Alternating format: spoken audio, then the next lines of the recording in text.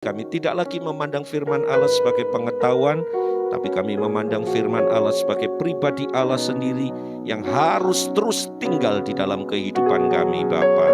Di dalam nama Yesus, setiap kita yang siap untuk dengar firman Tuhan bersama-sama katakan, amin. Silakan duduk Bapak Ibu. Terima kasih untuk tim PAW. Shalom. Shalom. Ya, puji nama Tuhan kalau pagi hari ini kita masih diberi satu kesempatan untuk kita boleh beribadah secara langsung. Ya, minggu lalu kita ibadahnya pakai Zoom, ya.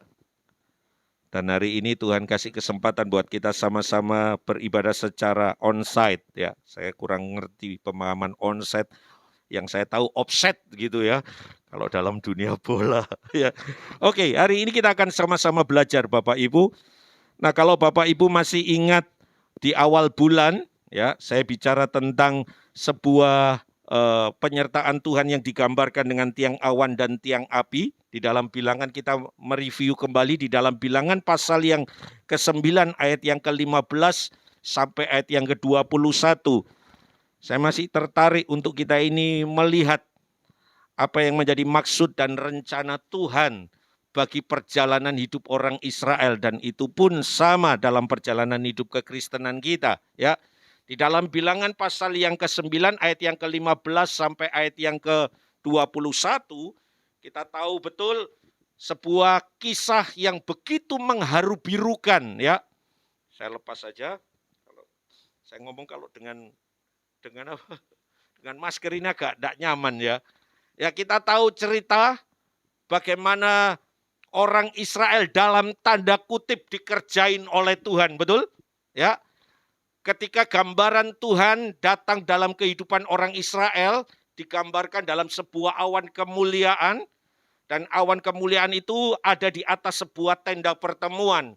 Dan kalau awan ini bergerak, maka seluruh orang Israel harus bergerak, ya. Di siang hari ini dikatakan digambarkan sebagai tiang awan, dan kalau malam hari digambarkan sebagai tiang api. Dan kita tahu dalam pembacaan ini betapa haru birunya kehidupan orang Israel pada masa itu, ya. Di awal bulan saya sedikit jelaskan bahwa ketika mereka sudah mendirikan tenda untuk keluarga mereka masing-masing, dan kita tahu orang Israel itu satu keluarga jumlahnya tidak sedikit, betul? Jumlahnya banyak, karena anaknya orang Israel pada masa itu cukup banyak, tidak seperti kita yang sekarang ini, ya. Orang Israel pada masa itu anaknya minimal di atas 5, ya, minimal di atas 5. Jadi bisa membayangkan tendanya itu besarnya seperti apa. Saya percaya nggak seperti ruangan ini, pasti tendanya akan cukup besar karena semua aktivitas ada di dalamnya, ya.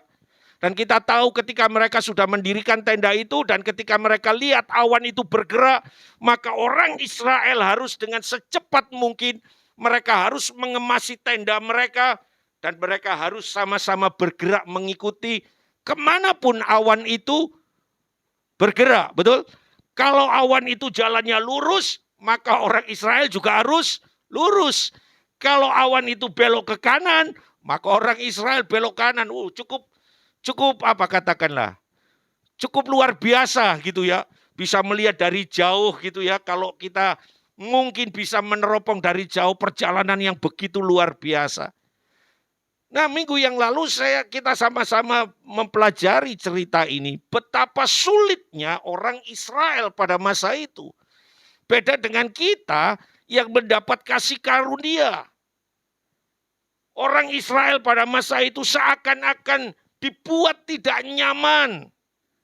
Tapi saya percaya bahwa semuanya itu Tuhan kerjakan karena Tuhan mengendaki satu umat kepunyaannya yang berkualitas. Setuju? Setuju saudara? Tuhan mengerjakan semuanya ini saudara karena Tuhan ingin punya umat yang berkualitas. Umat yang tidak gampangan. Umat yang tidak mudah menyerah. Umat yang tetap kokoh berdiri di tengah situasi-situasi berat sekalipun saudara. Sebab Tuhan berkehendak di dalam Yohanes pasal yang ke-14. Ayat yang pertama sampai ayat yang ke-6. Ayat ini seringkali dibicarakan di acara kematian. Tapi sebenarnya itu merupakan kerinduan hati Tuhan.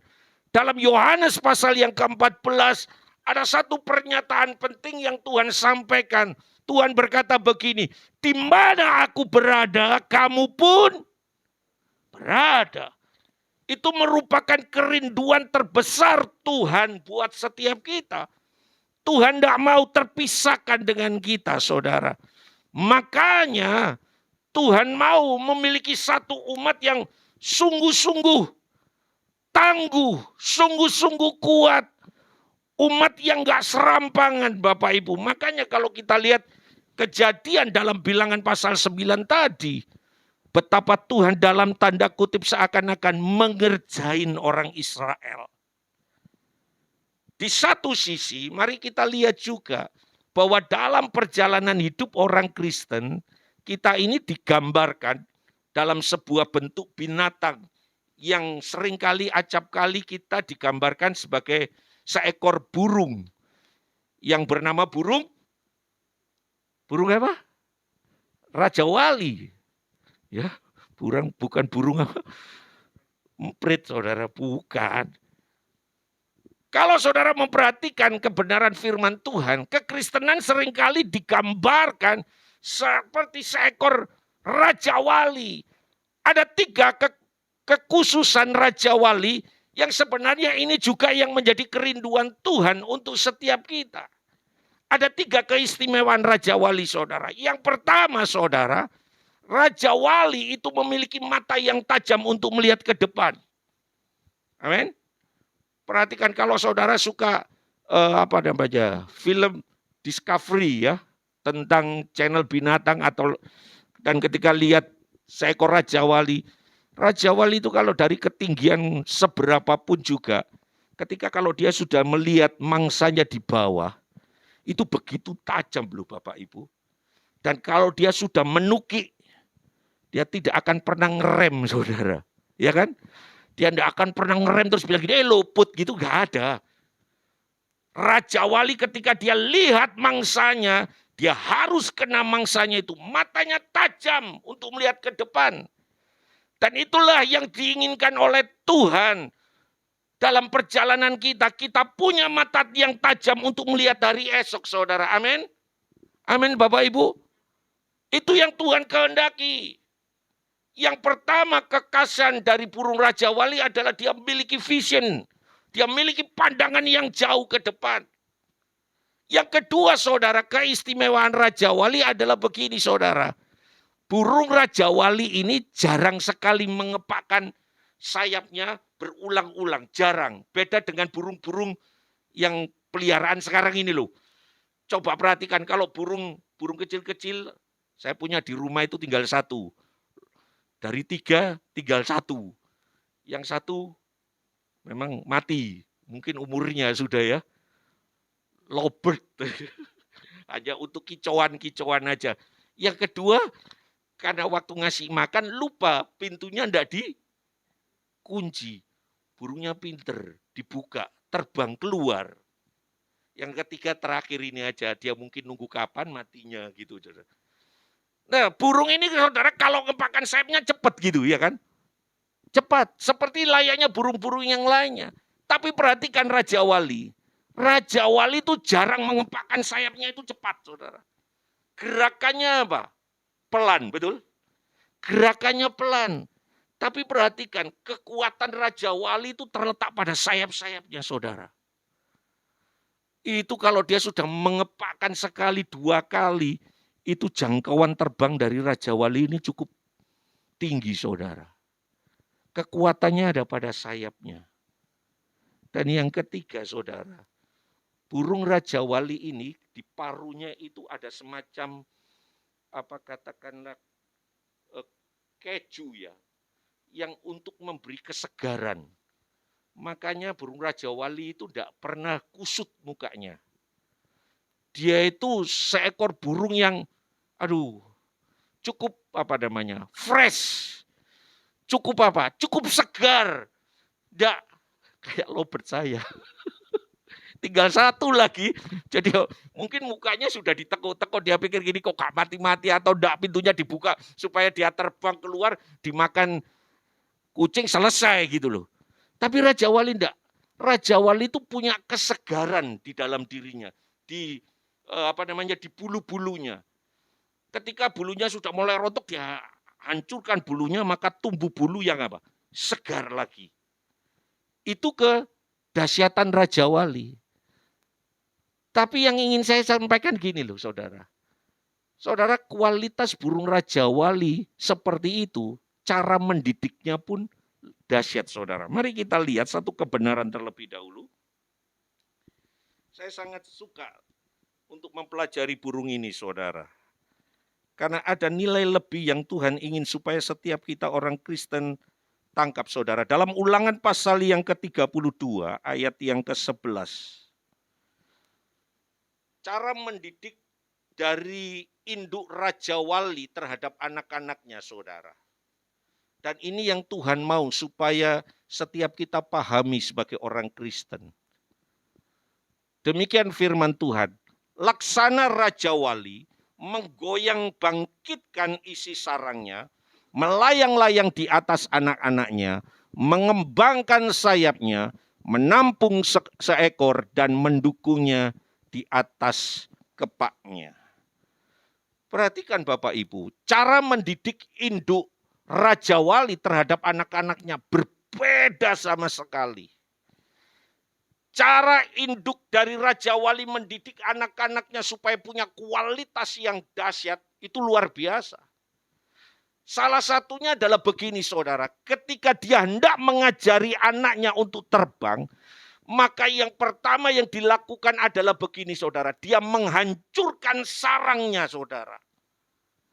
Jadi sarang tempat di mana dia berteduh, sarang di mana dia nyaman di situ, dia itu tunggang balikan semuanya.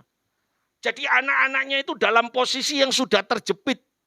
Sarangnya dihancurkan sehingga mau tidak mau anaknya itu harus terbang saudara. Jadi kalau sarang Raja Wali itu naruhnya tidak di atas plafon rumah kita, enggak saudara.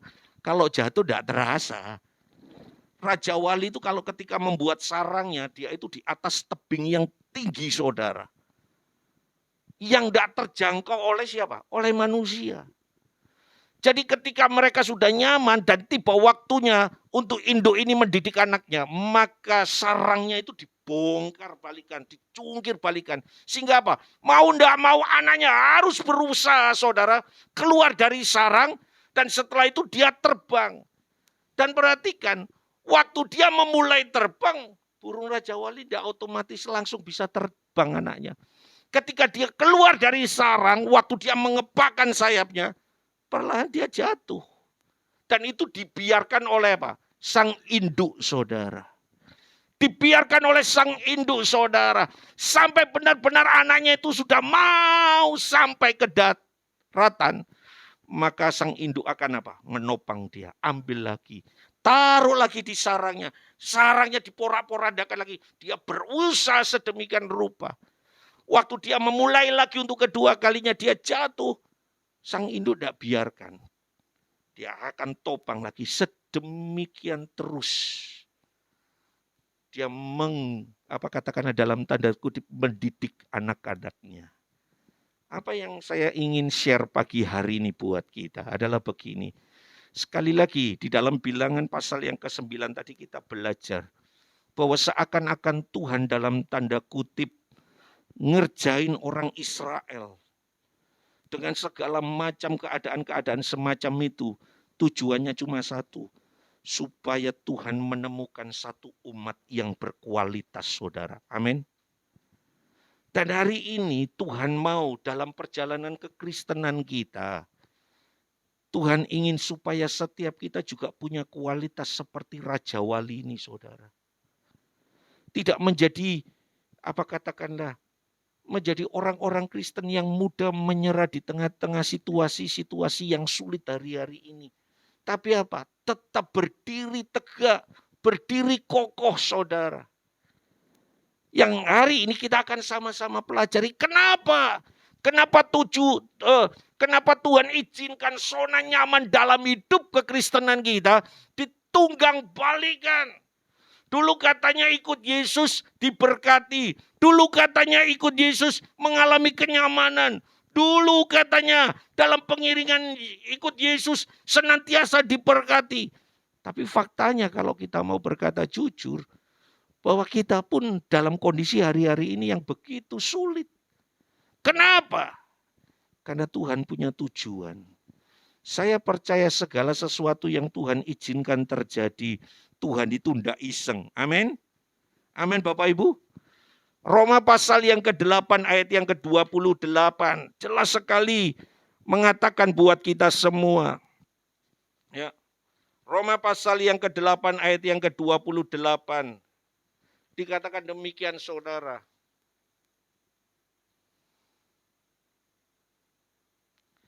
Kita tahu sekarang bahwa Allah turut bekerja dalam segala sesuatu untuk apa? Mendatangkan kebaikan bagi mereka yang mengasihi Dia. Perhatikan kalimat segala sesuatu. Itu berarti bukan hanya hal yang baik, setuju? Bukan hal-hal yang menggembirakan, enggak. Tapi hal-hal yang tidak menggembirakan sekalipun, Tuhan punya rancangan. Tuhan punya tujuan, saudara. Nah, oleh karena itu kita perlu menyikapinya dengan sebuah sikap hati yang benar. Ketika apa? Kalau tahu Tuhan izinkan zona nyaman dalam perjalanan hidup kita, mengalami goncangan, saudara. Setuju? Kadang-kadang mindset kita, cara pandang kita ketika kita pertama kali ikut Tuhan itu enak terus, saudara. Kita seringkali diinabubukkan dengan hal-hal ini. Ikut Tuhan diberkati, ikut Tuhan senantiasa ada dalam payung perlindungan. Wow, semuanya yang indah-indah. Saudara, ada satu kebenaran, saya lupa. Dikatakan begini, kepada kita dikaruniakan bukan hanya percaya, tetapi apa? Untuk menderita loh saudara. Saya tidak tahu itu ada yang ingat ayatnya di mana itu. Kalau tidak salah di Ibrani. Kepada kita bukan hanya dikasih kepercayaan, karunia. Untuk apa? Untuk hidup senang-senang aja enggak. Tapi untuk menderita juga saudara. Jadi kalau toh kita menderita hari ini, kalau toh kita ada kesulitan dalam hidup ini hari-hari ini bagian yang sama yang harus kita terima saudara. Seperti anak Raja Wali tadi saudara. Bayangkan dia sudah nyaman di sarangnya. Tapi induknya ternyata melatihnya tidak seperti itu. Anaknya mungkin berpikir kalau cara melatih mamanya ya dicengkeweng, dicengkeweng saudara. Ya digigit ininya lehernya terus diajarin gitu. Oh, ternyata enggak. Ternyata cara mengajarinya sang induk sedemikian parah saudara. Karena apa? Sang induk ingin punya kualitas keturunan yang luar biasa. Hal yang sama sebaliknya buat kita semua. Hari-hari ini mari kita menyikapi segala sesuatunya dengan cara pandang yang benar. Yang pertama saudara, apa yang Tuhan ingin supaya kita pelajari dari kisah Raja Wali ini saudara. Dari semua hal di dalam bilangan tadi pasal yang ke-15 kita lihat cerita orang Israel mendirikan tenda, setelah itu harus dibongkar. Sore mendirikan, pagi harus dibongkar. Oh sedemikian rupa terus. Karena yang pertama yang Tuhan ingin untuk Tuhan kerjakan di dalam kehidupan kita. Supaya kita keluar dari zona nyaman adalah ini saudara. Supaya kemuliaan Tuhan yang pertama ini. Kemuliaan Tuhan semakin hari semakin dinyatakan di dalam perjalanan hidup kita. Tuhan mau membawa satu umat yang bergerak dari kemuliaan kepada kemuliaan lagi. Amin. Ya. Ini yang Tuhan inginkan saudara. supaya kemuliaan Tuhan semakin hari, semakin tampak dalam perjalanan hidup kekristenan kita, saudara. Makanya Tuhan tidak suka melihat anak-anaknya itu hidup nyaman. Kalau kita terus hidup ada dalam zona nyaman, semuanya tetap tersedia, maka saya percaya kemuliaan Tuhan tidak pernah termanifestasikan dalam perjalanan hidup ini. Setuju saudara? Ya. Kadang-kadang Tuhan izinkan seperti Daud bilang, lembah air mata. Tuhan izinkan situasi sulit seperti itu. Supaya apa? Kemuliaan Tuhan dinyatakan. Ya. Apa sih kemuliaan Tuhan? Bicara soal kemuliaan Tuhan itu bicara tentang hati Tuhan sendiri. Bicara tentang pribadi Tuhan sendiri. Kemuliaan Tuhan bicara tentang jati diri Allah sendiri. Dan Allah mau jati dirinya yang ada di dalam diri kita itu semakin hari semakin termanifestasikan. Amin. Sehingga akan ada perbedaan saudara antara orang Kristen yang sungguh-sungguh dan yang tidak. Bedanya itu di kualitasnya apa? Yesus itu semakin hari semakin apa? Bertambah-tambah. Dikatakan di dalam Yohanes, dia harus semakin apa? Dia harus semakin bertambah-tambah dan kita semakin apa? Berkurang, saudara. Ini yang Tuhan inginkan.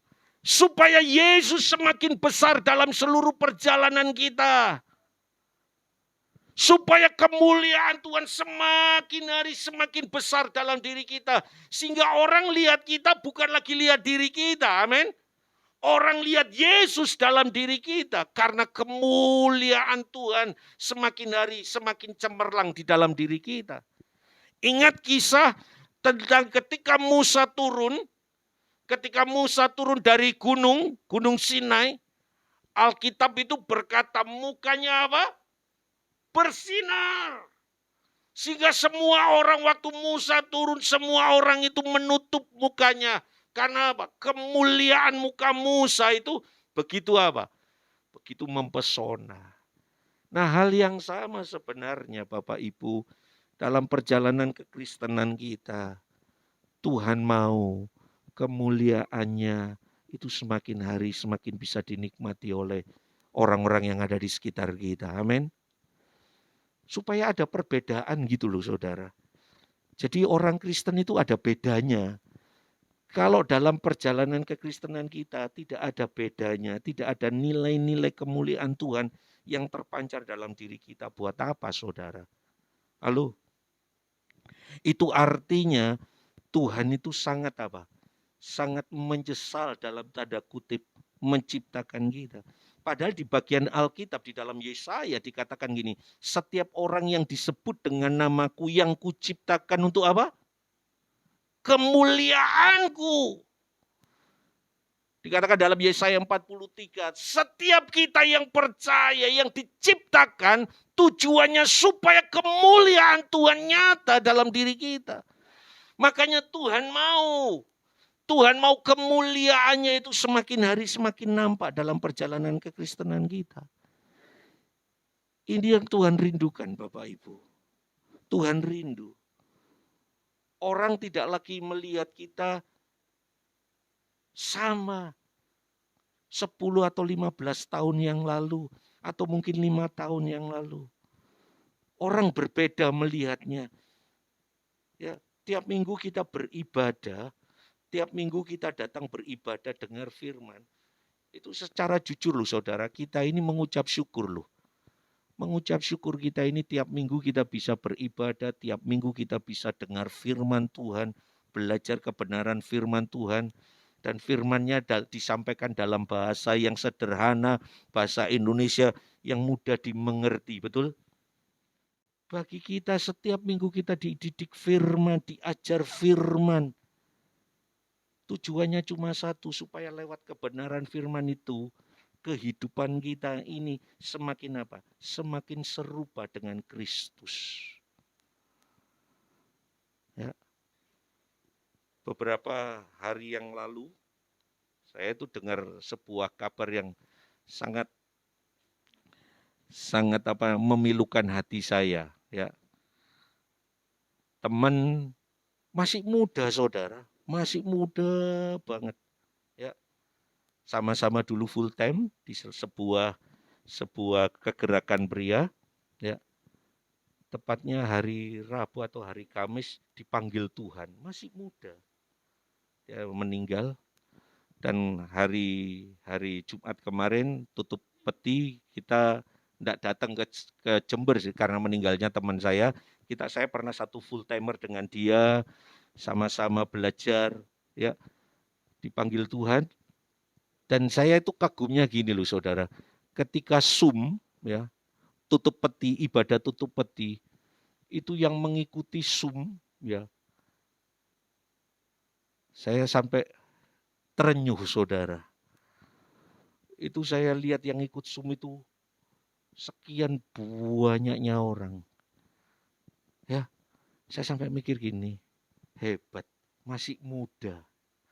Masih muda, tapi punya apa? Punya nilai hidup yang begitu luar biasa.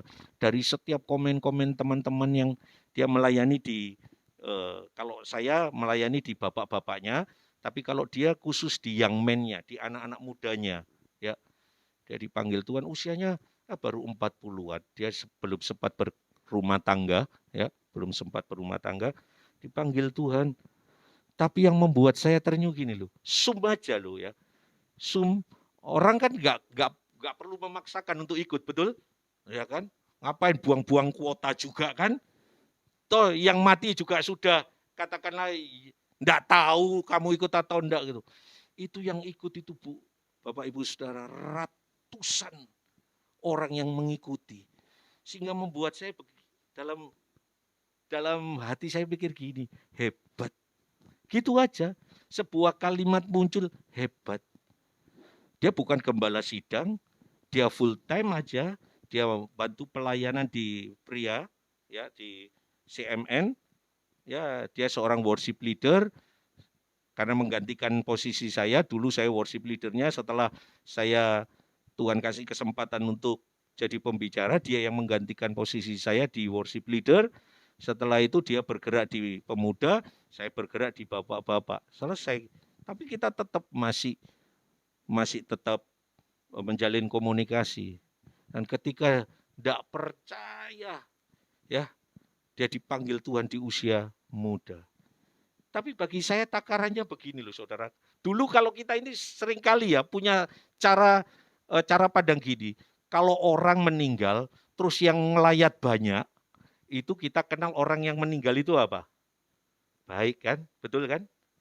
Tapi kalau orang itu meninggal, terus yang ngelayat itu cuma 10 orang, ya, ya Pak Novi ya, yang layak cuma 10.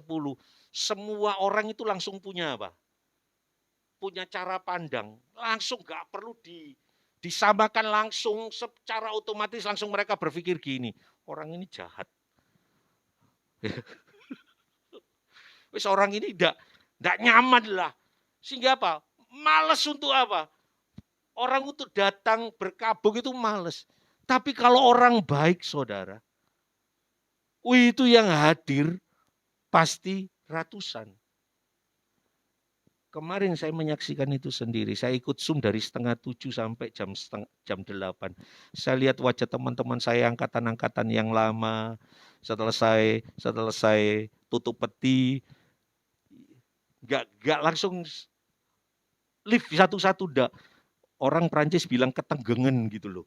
Pada diem aja. Saya juga diem kok. Enggak ada yang membuka komunikasi gitu. Semua diem. Terus semua orang itu cuma akhirnya nulis di itunya ya. Thank you bro. Gitu. Untuk keteladananmu. Ada yang bilang thank you Nan untuk semangatmu. Namanya Hanan. Thank you Nan ya untuk semangatmu. Wah, semuanya nulis. Saya nggak bisa nulis memang. Saya karena nggak terlalu pinter gitu. Saya cuma oh ya orangnya, Panang ya apa lama nggak ketemu rek gini-gini. Oh ya wis, pokoknya baik-baik ya baik semua. Itu alumni yang sudah sekian puluh tahun nggak ikut Priasjati muncul semua. Karena satu orang, saudara. Saudara, takarannya adalah begitu, saudara. Kemuliaan Tuhan nyata di dalam dirinya. Orang tidak lagi lihat dirinya, tapi orang melihat Kristus yang sungguh-sungguh nyata di dalam dirinya. Amin.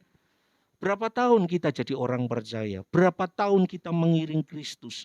Seharusnya, maaf kata, seharusnya kalau kita sudah mengiring Kristus tahunan, maka mau tidak mau saudara, secara otomatis Kristus itu semakin hari semakin nampak dalam diri kita. Amin.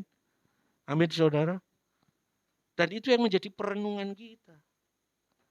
Kenapa Tuhan izinkan zona nyaman? Kenapa Tuhan izinkan ada persoalan-persoalan besar terjadi di dalam diri kita? Karena Tuhan mau supaya kemuliaannya dinyatakan dalam perjalanan hidup kita. Yang kedua, saudara, tadi kita lihat bahwa salah satu kualitas yang luar biasa dari Raja Wali adalah begini, bahwa Raja Wali itu kekuatannya ada pada sayapnya. Ketika dia mengepakkan sayapnya, ada kekuatan besar yang dia keluarkan dalam dirinya. Dan ini yang menjadi perbedaan antara Raja Wali dengan burung-burung yang lain. Burung-burung yang lain manakala ketika ada badai, ketika ada persoalan, seringkali burung-burung yang lain apa? Bersembunyi.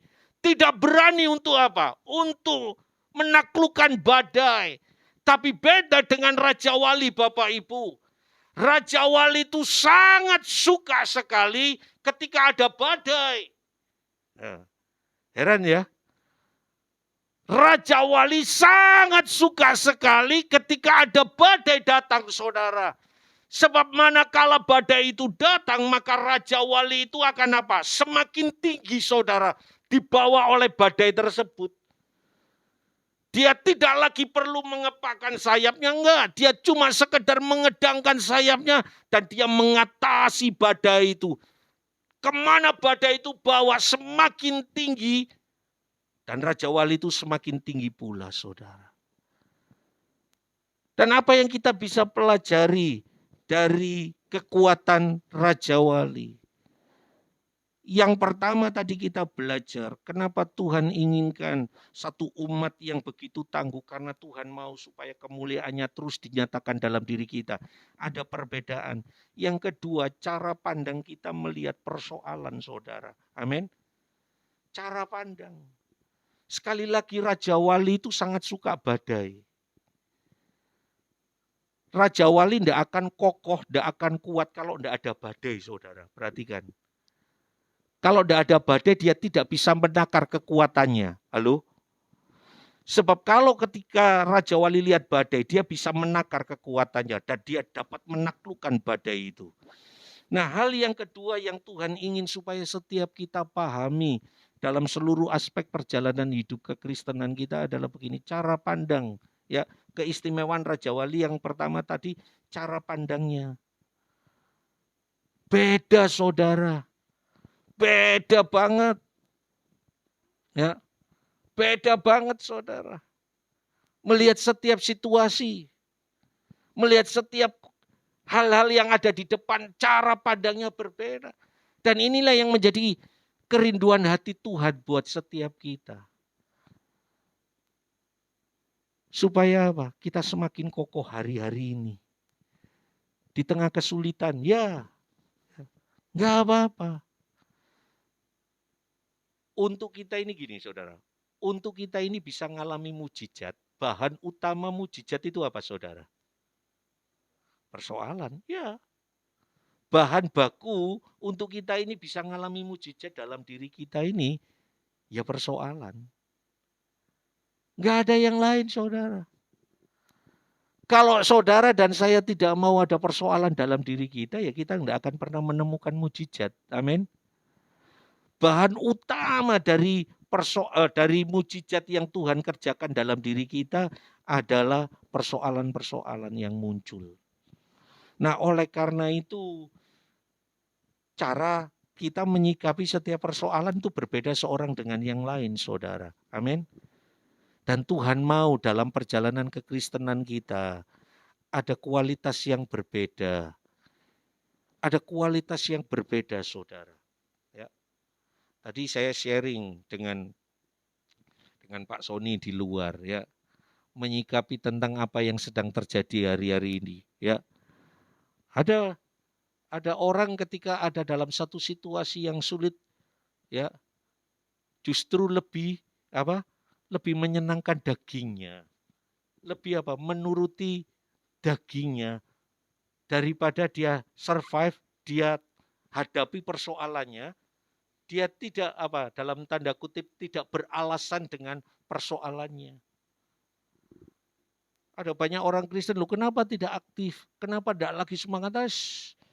Ibadah, jarang ibadah gitu loh. Wis ibadah online aja lah, wis nyaman daripada ibadah seperti ini.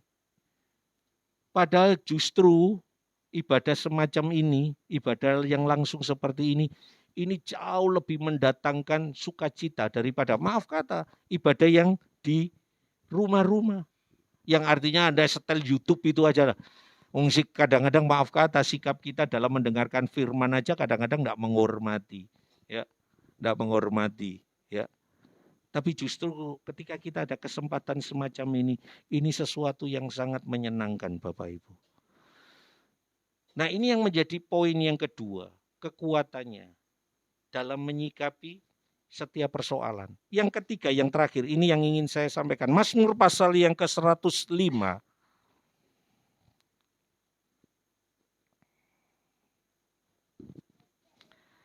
Tapi sebelumnya mari kita lihat terlebih dahulu Ulangan, saudara. Ulangan pasal yang ke-8. Nanti Mazmur 103 kita tahan dulu. Kita lihat Ulangan pasal yang ke-8 ayat yang kedua. Inilah yang Tuhan ingin supaya setiap kita mengingat ya saudara. Ingatlah kepada seluruh perjalanan yang kau lakukan atas kehendak Tuhan Allahmu di padang gurun selama 40 tahun ini dengan maksud apa? Merendahkan hatimu dan mencobai engkau untuk mengetahui apa yang ada dalam hatimu, yakni apakah engkau berpegang pada perintahnya atau tidak. Ini maksudnya saudara, bahwa kekuatan kita seperti diumpamakan Raja Wali tadi pada sayapnya, menyelami setiap persoalan-persoalan. Tuhan itu cuma mau melihat ini loh saudara. Apakah ada kerendahan hati di dalam diri kita. Dan yang kedua adalah apakah kita ini tetap berpegang pada setiap kebenaran firman. Amin. Jadi kalau toh ada persoalan-persoalan yang Tuhan izinkan, cara pandangnya Tuhan mau supaya setiap kita mengerjakan 2 poin ini saudara. Menerima dengan segala kerendahan hati setiap masalah. Tidak lagi menyerang kedaulatan Tuhan. Tidak lagi menggerutu tentang apapun yang Tuhan lakukan dalam diri kita. Tapi justru yang kedua dikatakan berpegang terus pada perintahnya. Berpegang pada kebenaran firman. Saya percaya kalau kita terus berpegang pada firman Tuhan, kalau kita terus berpegangan pada apa yang menjadi maksud Tuhan dalam kebenaran firman, setiap masalah itu sesuatu yang justru menyenangkan loh seharusnya, karena disitulah level Tuhan mau menaikkan kita. Amin. Amin Bapak Ibu. Dikatakan ingatlah kepada seluruh perjalanan yang kau lakukan atas kehendak Tuhan Allahmu di padang gurun selama 40 tahun. Dengan maksud, saudara, ternyata ada maksud, ada tujuan dari setiap hal yang Tuhan izinkan terjadi dalam diri setiap kita. Apakah kita tetap memiliki kerendahan hati untuk menerima setiap persoalan yang datang, atau justru sebaliknya kita menyerang Tuhan? Yang kedua adalah apakah kita terus berpegang pada setiap janji Tuhan. Bahwa janji Tuhan berkata, aku akan menyertai engkau. Dikatakan janji Tuhan di dalam 1 Korintus pasal yang ke-10 ayat yang ke-13. Pencobaan-pencobaan yang kamu alami tidak apa? Melampaui kekuatanmu. Apakah kita terus berpegang pada setiap kebenaran-kebenaran firman? Ini yang Tuhan ingin saudara. Ya, akan ada kualitas yang berbeda. Sama-sama orang Kristen, sama-sama pengikut Kristus, tapi ketika persoalan terjadi dalam dirinya, responnya akan berbeda. Anda memilih yang mana?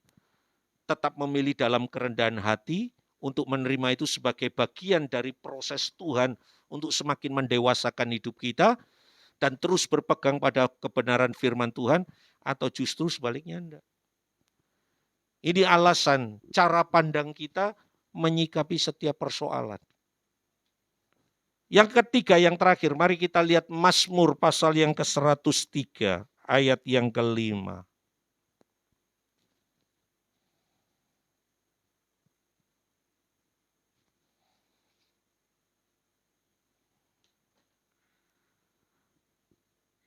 Dia yang memuaskan hasratmu dengan kebaikan, sehingga masa mudamu menjadi apa?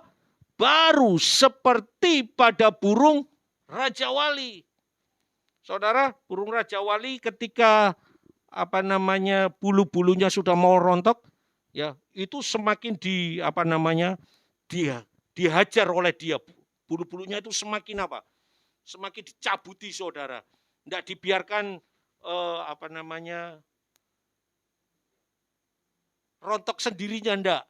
Tapi semakin dicabut, saudara. Semakin dicabut. Dengan satu alasan supaya apa? Bulu yang baru itu secepatnya secepatnya tumbuh, saudara. Itu yang dilakukan oleh Raja Wali.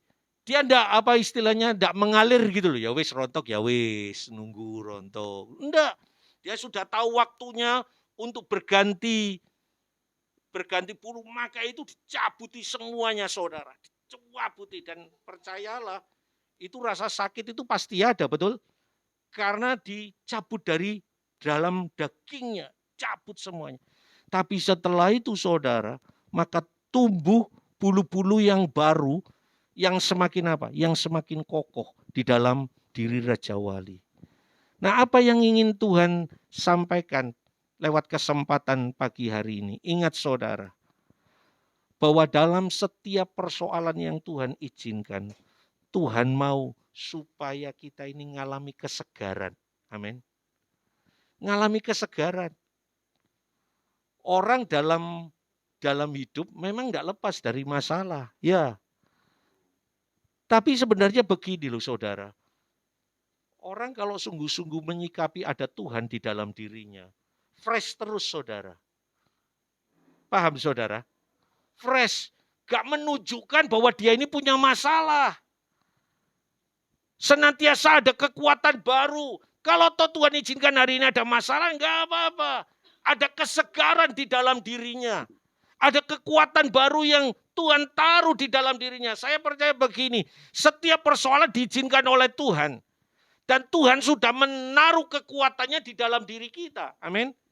Tinggal apakah kita memaksimalkan kekuatan yang ada di dalam diri kita atau enggak, saudara. Dikatakan dia memuaskan hasratmu. Tuhan taruh kesegaran itu di dalam diri kita. Jadi apapun masalahnya, ya ada tagline gini, apapun makanannya, teh botol sosro, minumnya. Apapun persoalan hidup kita, itu sebenarnya tidak mempengaruhi kemuliaan Tuhan yang ada di dalam diri kita. Amin. Setuju, saudara? Orang tetap seger gitu loh. Gak menunjukkan kalau dia punya masalah. Ya. Ada orang memang ketika punya masalah itu semakin diperlihatkan, betul? Kelihatan kemerungsung, mukanya semakin yang tadinya mencucu 5 cm. Oh, karena ada persoalan semakin ditepari, saudara. Nah, ya kemuliaan Tuhan yang tidak terpancar dalam dirinya. Yang bagian pertama tadi dikatakan bahwa Tuhan mau lewat setiap persoalan-persoalan itu kemuliaan Tuhan itu tetap terpancar. Ya ini, saudara. Tetap segar. Ya. Bukan berarti gini, begitu ada persoalan minggu, aku udah ibadah dulu ya. Ada loh, saudara, orang begitu ada persoalan minggu, aku udah ibadah ya, absen dulu. Ada masalah dalam diriku, nanti kalau sudah selesai masalahnya, aku tak beribadah. Saudara, kalau nunggu ini terus tidak akan pernah berakhir. Betul? Tidak pernah berakhir. Jadi 3 poin penting yang pagi hari ini yuk sama-sama kita belajar dari induk Raja Wali. Bagaimana induk Raja Wali mendidik anak-anaknya supaya punya kualitas Raja Wali yang perkasa. Sebab ada cerita saudara, dan cerita ini sangat memilukan. Cerita ini memang ada beda versi. Ada 2 versi yang berbeda. Tapi sebenarnya versinya adalah yang paling betul Raja Wali itu mati dalam kebodohannya. Jadi ceritanya begini, ketika seorang menemukan telur dari Raja Wali, burung Raja Wali, ketika dia menemukan telur ini, maka oleh petani itu telur ini ditaruh di komunitas ayamnya, dirami oleh ayamnya. Nah, ketika dalam perjalanannya, ya memang telur Raja Wali dan telur ayam berbeda, saudara. Menetasnya pun juga berbeda. Nah, ketika seekor Raja Wali ini sudah menetas, anak Raja Wali ini menetas, maka dia lihat komunitasnya. Dia lihat sekelilingnya adalah ayam. Dia tidak tahu, dia berpikir bahwa itu saudaranya. Sehingga kebiasaan dari kecil, dia ikuti saudara-saudaranya. Ayam tidak pernah bisa terbang. Dan dia pun juga sama. Jadi dari waktu ke waktu dia bertumbuh, dia mengais mencari makanan dengan cara mengais-ngaiskan kakinya seperti ayam-ayam yang lainnya. Ketika dia melihat ke atas, dia melihat ada seekor burung yang terbang, dia rindu, dia pengen, tapi dia tahu dia tidak bisa. Karena apa? Komunitasnya. Sampai pada akhirnya ada 2 versi. Ada versi yang mengatakan begini, pada akhirnya Raja Wali ini bisa terbang. Tapi versi yang benar adalah Raja Wali ini mati dalam kekuatan yang dia miliki. Dia tidak pernah bisa terbang, dia tidak memiliki mata yang tajam untuk melihat ke depan, dan dia tidak memiliki kekuatan sayapnya yang perkasa. Dia mati layaknya seperti anak ayam yang lainnya. Saudara, sangat tragis. Tuhan inginkan bahwa dalam perjalanan kekristenan kita tidak seperti anak ayam, amin. Seperti anak Raja Wali. Kalau toh sarang-sarang kita hari-hari ini sedang diporak-porandakan, sendi-sendi perjalanan kehidupan kita sedang mengalami keadaan-keadaan yang baik, percayalah Tuhan punya maksud, Tuhan punya rencana. Yang pertama, Tuhan mau supaya kemuliaan Tuhan semakin dinyatakan dalam diri kita. Lewat setiap persoalan, kebergantungan kita kepada Tuhan, itu yang paling penting. Amin. Kemuliaan Tuhan semakin hari, semakin dinyatakan dalam diri kita. Yang kedua, saudara, cara pandang kita Tuhan mau.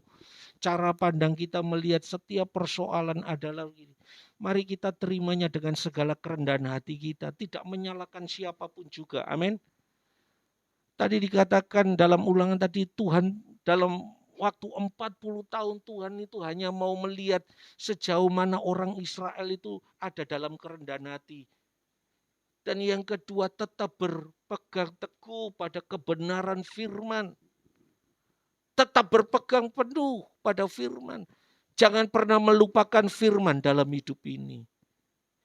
Dan yang ketiga, saudara, Tuhan inginkan kalau toh Tuhan hadirkan kesulitan-kesulitan terjadi, Tuhan mau supaya kesegaran hidup kita ini terus nampak. Amin. Ya. Enggak memperlihatkan bahwa kita ini sedang ada masalah. Akan ada bedanya loh saudara, pastilah. Akan ada bedanya orang yang tetap bisa enjoy dalam menghadapi masalah, ya. Itu akan kelihatan, ya. Dia tidak menularkan apa? Virus ketakutan. Dia tidak mengeluarkan virus-virus yang mematikan buat sekitarnya. Tapi orang akan lihat, loh kamu itu punya masalah, tapi kamu itu kok cukup enjoy sih. Ya karena kita tahu bahwa kalau toh Tuhan izinkan masalah ini, sebenarnya lewat masalah ini Tuhan ingin membawa kita semakin naik. Amin. Sehingga cara pandangnya berbeda Bapak Ibu. Jadi hari ini yuk sama-sama kita belajar. Sekali lagi Tuhan mengendaki satu umat yang sungguh-sungguh layak menghampiri kerajaannya. Tuhan menghendaki memiliki satu umat yang sungguh-sungguh tangguh ada di dalam kerajaannya. Oleh karena itu, mari kita menyikapi segala sesuatunya dengan cara yang berbeda. Kemuliaan Tuhan biarlah semakin hari semakin nyata dalam diri kita. Amin. Amin, saudara. Saya rindu setiap orang tidak lagi melihat kita dari masa lalu kita, tapi orang melihat diri kita karena ada Kristus. Yang kedua, Tuhan mau supaya kita tetap menjadi orang-orang yang rendah hati, tetap berpegang teguh pada kebenaran firman, tidak melupakan firman. Ya. Dan terakhir, biarlah kesegaran itu terus ada di dalam diri kita.